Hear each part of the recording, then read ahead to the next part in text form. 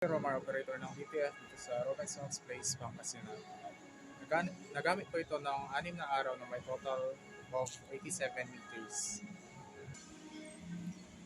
Ito po ang printer head. Ang huling palit po nito ay noong October 30.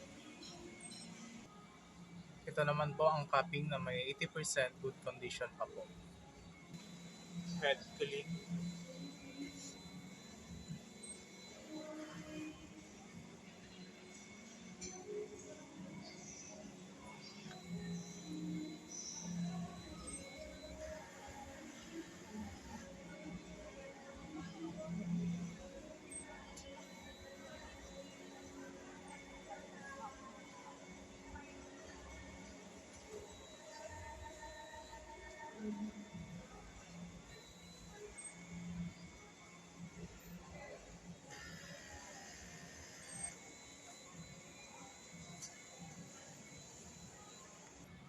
Punasan ng wiper after head clean.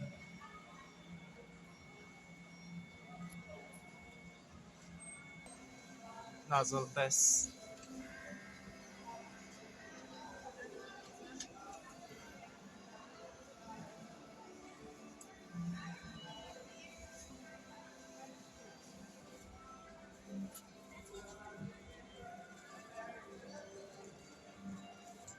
Ang ink system po namin ay tama lang ang level. Waste tank na linis no October 11. Ito pa ang APR. Ito naman pa ang ground wire. Ito pa ang aming stocks. Ito naman po ang aming in-use. Unused. Ito po ang aming nagamit. Output. Daily checklist.